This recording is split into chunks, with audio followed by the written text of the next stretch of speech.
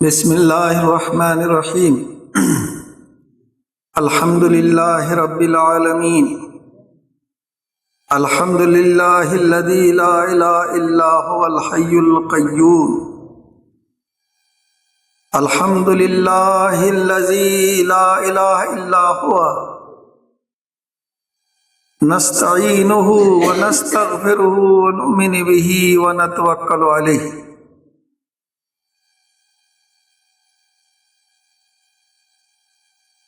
وَاعْلَمُوا فَإِنَّ خَيْرَ الْكِتَابِ كِتَابُ اللَّهِ وَخَيْرَ الْهَدِي هَدِيُّ مُحَمَّدٍ صلی اللہ علیہ وسلم وَشَرَّ الْأُمُورِ مُحْدَثَاتُهَا وَكُلَّ مُحْدَثَةٍ بِدْعَةٌ وَكُلَّ بِدْعَةٍ ضَلَالَةٌ وَكُلَّ ضَلَالَةٍ فِي النَّارِ الصلاة والسلام على نبیہ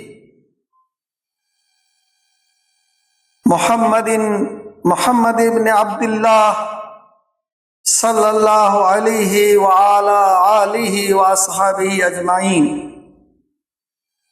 اعوذ باللہ من الشیطان الرجیم بسم اللہ الرحمن الرحیم شہر رمضان الذی انزل فیہ القرآن ھدی للناس وبینات من الھدی والفرقان فمن شہد منکم الشہر فلیصمہ ومن کان مریضا او علی سفر فعدۃ من ایام اخر یرید اللہ بکم اليسر ولا یرید بکم العسر ولتکملوا العدۃ ولتکبروا اللہ علی ما ھداکم ولعلکم تشکرون ربنا آمنا بما انزلت واتبعنا الرسول فاکتبنا مع الشاہدین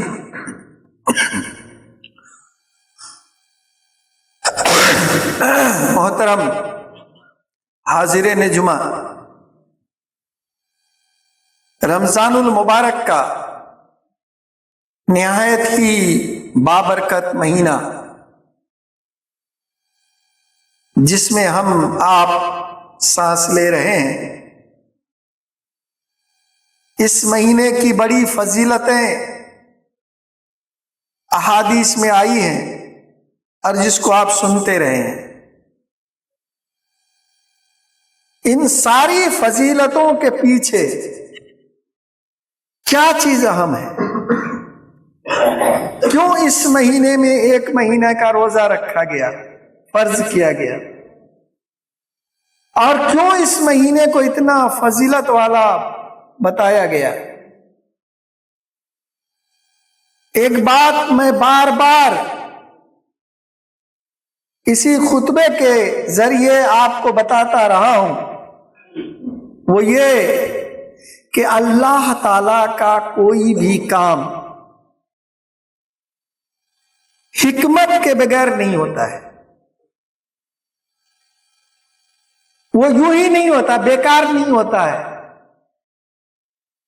وہ بے فائدہ نہیں ہوتا ہے، وہ رسمن نہیں ہوتا ہے۔ ہر چیز کے پیچھے کوئی نہ کوئی بڑی وجہ ہوتی ہے۔ تو اللہ تعالیٰ نے اگر ایک مہینے کا روزہ کے لیے اس مہینے کو منتخب کیا ہے تو اس کے پیچھے بھی کوئی اہم وجہ ہے۔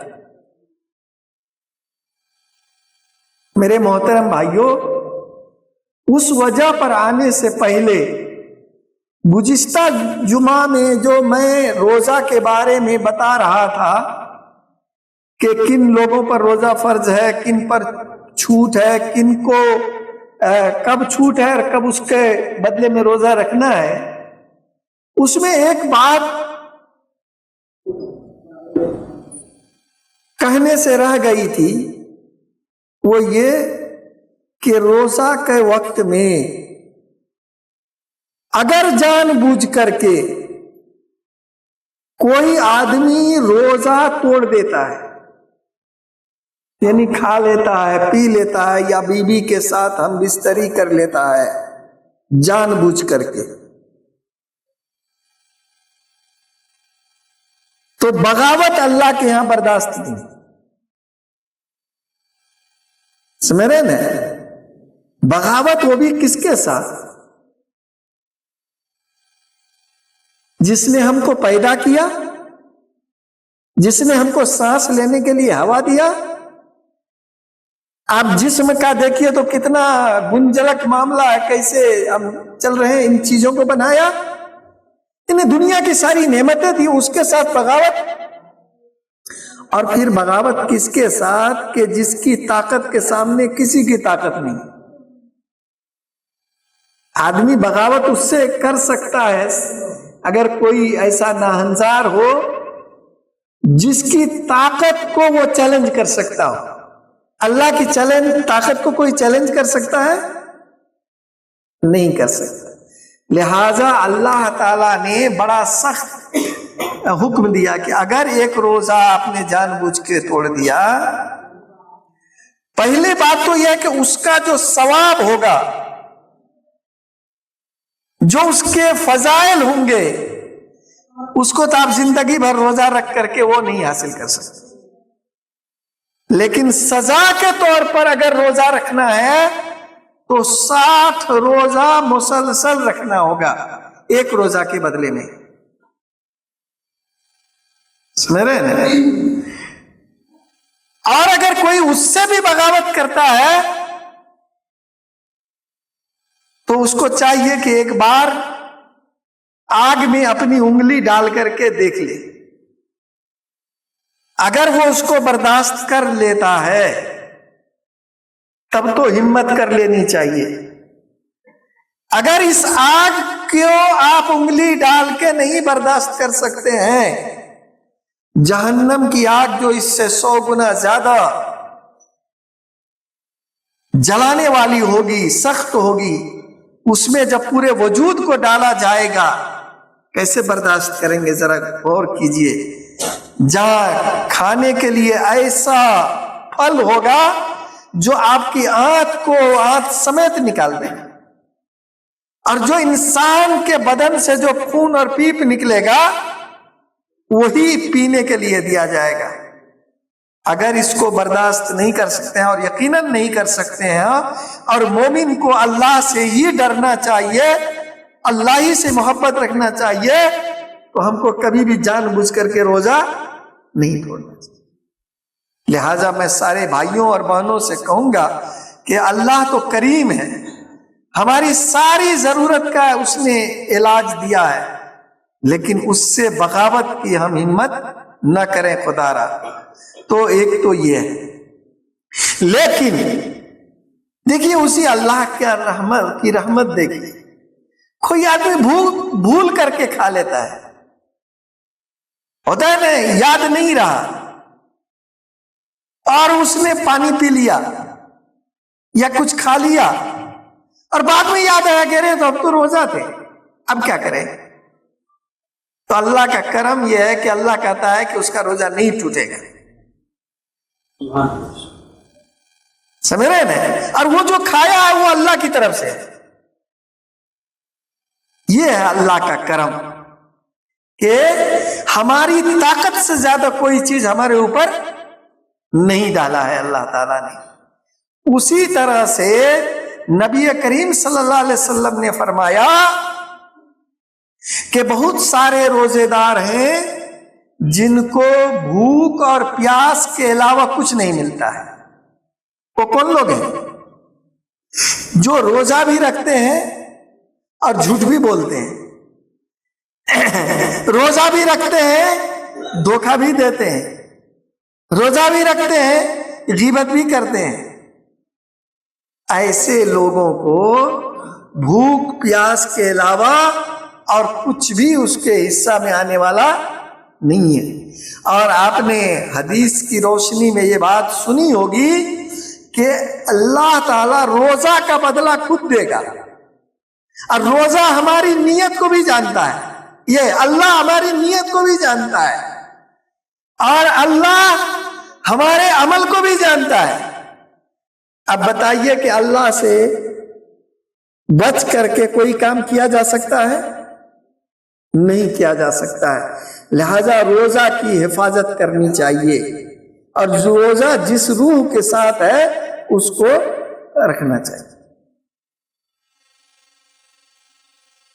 میں آپ سے یہ گزارش کر رہا تھا کہ آخر رمضان المبارک کے مہینے ہی کو روزہ کے لیے کیوں فرض کیا؟ اللہ تعالیٰ نے یہ فرمایا، میں نے ابھی آپ کے سامنے سورہ بقرہ کی آیت 185 کی تلاوت کی ہے، جس میں اللہ تعالیٰ فرما رہا ہے کہ ماہ رمضان وہ ہے جس میں قرآن اتارا گیا، جو لوگوں کو ہدایت کرنے والا اور جس میں ہدایت کی حق و باطل کی تمیز حق و باطل کی تمیز کی نشانیاں ہیں۔ تم میں سے جو شخص اس مہینے کو پائے اسے روزہ رکھنا چاہیے، ہاں جو بیمار ہو یا مسافر ہو اسے دوسرے دنوں میں یہ گنتی پوری کرنی چاہیے۔ اللہ تعالیٰ کا ارادہ تمہارے ساتھ آسانی کا ہے، سختی کا نہیں ہے۔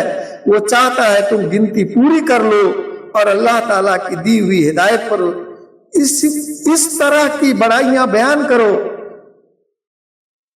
اور اس کا شکر ادا کرو۔ میرے پیارے بھائیوں، یہ رمضان کا مہینہ میں اللہ نے قرآن نازل کیا، اس کا ذکر اللہ کس میں کر رہا ہے؟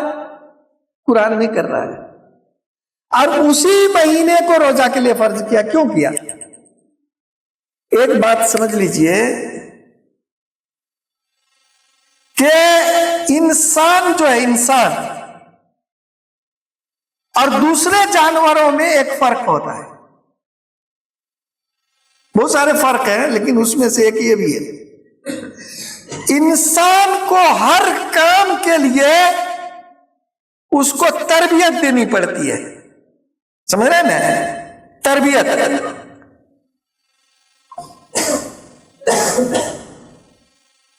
آپ گاڑی بناتے ہیں تو آپ کو صرف پڑھا دے گا کہ اس کو بالٹو ایسے اور اس کو یہ کرنا ہے، آپ کر لیجئے گا؟ آپ کو پریکٹیکل کرایا جائے گا، ہے کہ نہیں؟ بہت دنوں تک آپ اپنے سے بڑے جو جاننے والے ہیں ان کے انڈر میں آپ اس کام کو کیجئے گا، پریکٹیکل، اور جب وہ تربیت لیجئے گا تب آپ اس میں پرفیکٹ۔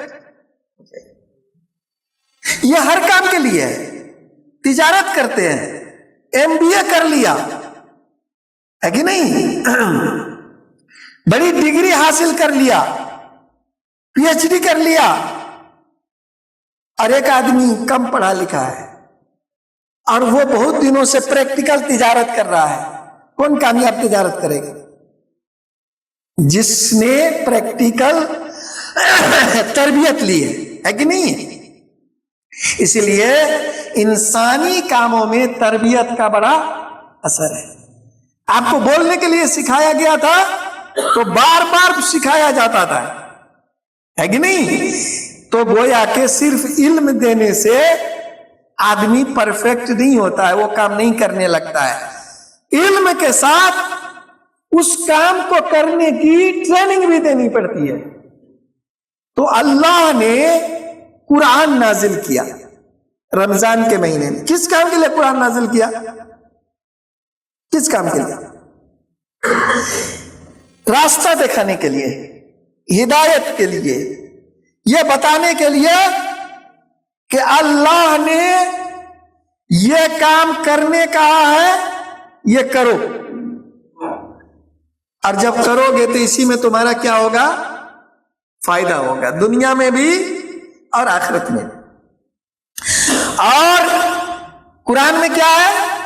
یہ کام نہ کرو۔ کیوں؟ کس نے کہا نہ کرو؟ اللہ نے کہا نہ کرو۔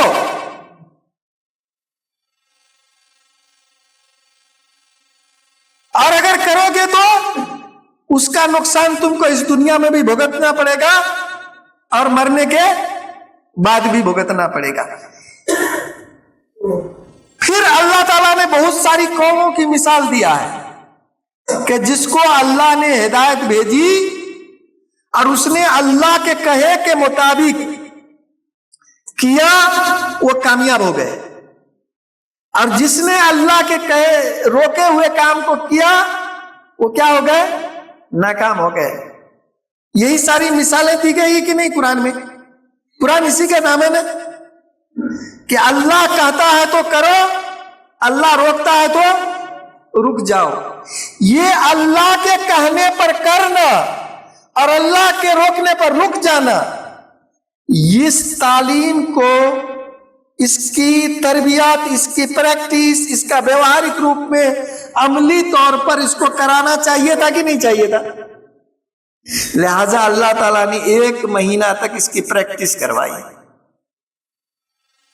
اللہ کہتا ہے کہ صبح صادق سے لے کر کے غروب آفتاب تک کچھ نہیں کھانا ہے، کچھ نہیں پینا ہے کہ نہیں؟ آپ کچھ نہیں کھاتے ہیں، کچھ نہیں پیتے ہیں، کس کے حکم نے، کس نے روکا ہے کھانے سے؟ کس نے روکا ہے؟ اللہ نے۔ اور آپ رک گئے، پریکٹس کیا کہ نہیں کیا؟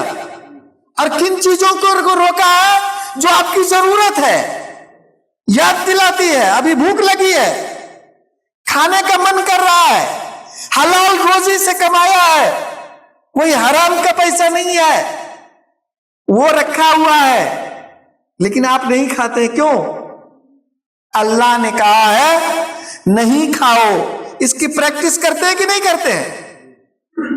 اور جیسے ہی سورج غروب ہوتا ہے آپ کھانے لگتے ہیں، آپ پینے لگتے ہیں، کیوں؟ کس نے کہا کہ سورج غروب ہوتے ہی کھاؤ پیو؟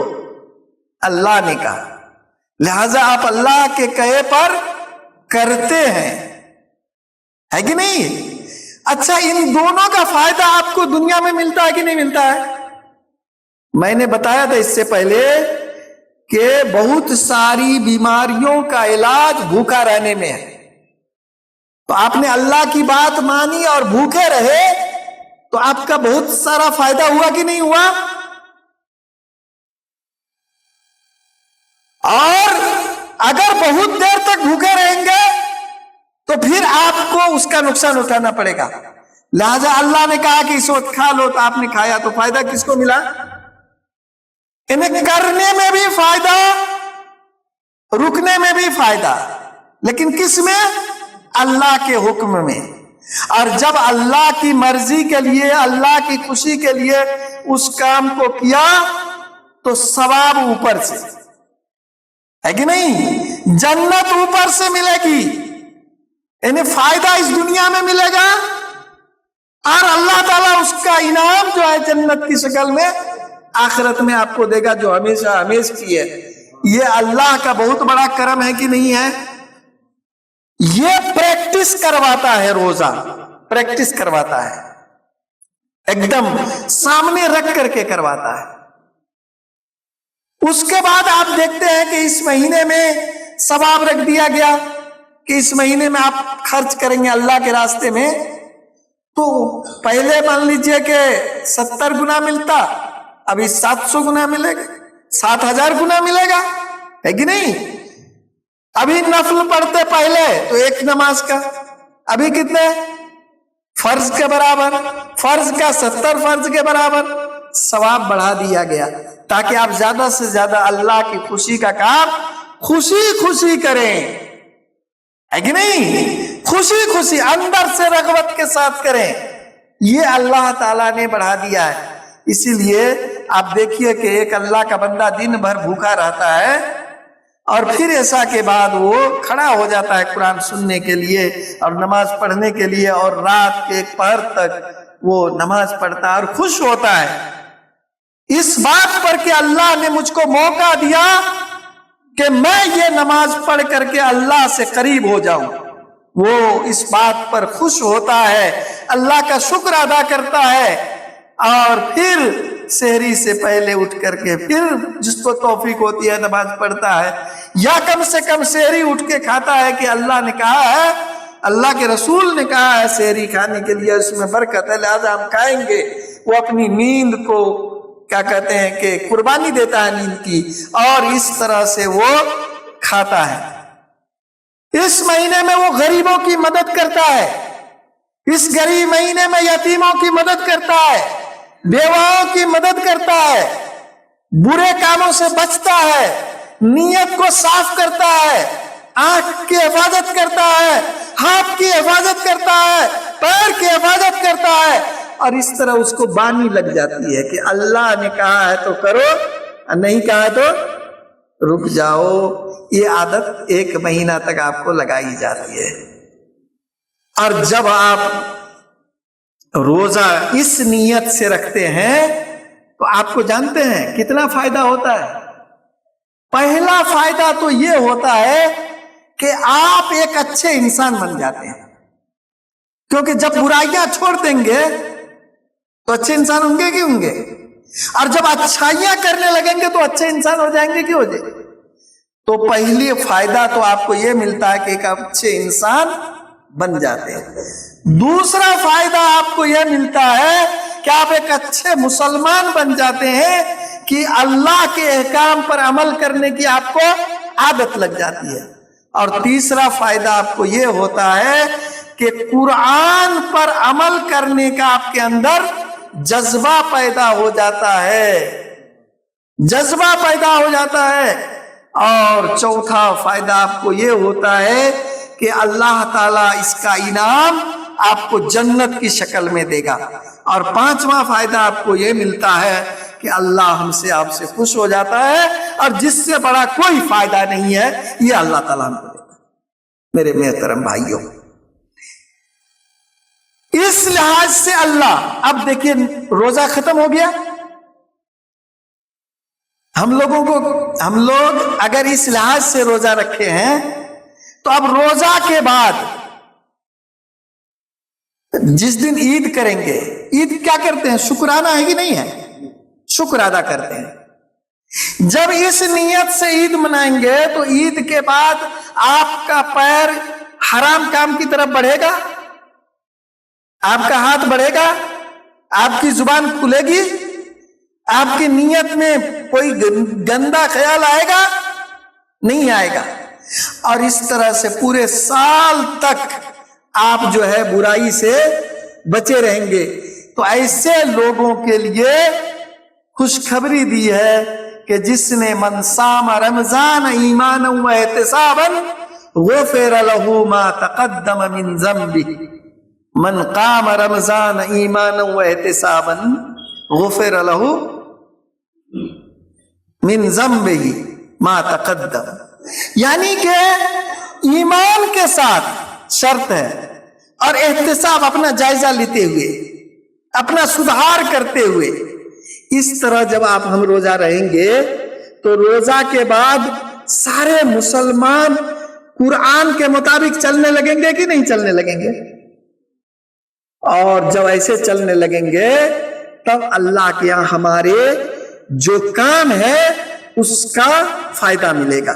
تو یہ 1 مہینے کا روزہ آپ کو قرآن کے مطابق عمل کرنے کی پریکٹس کرانے، تربیت کرانے، اسی لیے احتساب کہا گیا، جائزہ لیتے رہنے اس کے لیے فرض کیا گیا ہے، نہیں کہ یہ کنبھ کا گنگا نہان ہے کہ برائی کرو اور ڈبکی لگا دو اور سب پاک ہو گیا۔ یہ وہ گنگا نہان نہیں ہے، یہ وہ ہے جو آپ کو اندر سے پاک کرتا ہے، یہ وہ ہے جو ہمارے اخلاق کو سدھارتا ہے، یہ وہ ہے جو ہم کو برائیوں سے بچنے کی عادت پیدا کر دیتا ہے، جو برائیوں سے نفرت پیدا کر دیتا ہے، جو اللہ کو اس دل میں بیٹھا دیتا ہے، جو اچھائیوں کے لیے آگے بڑھنے کی طاقت پیدا کر دیتا ہے۔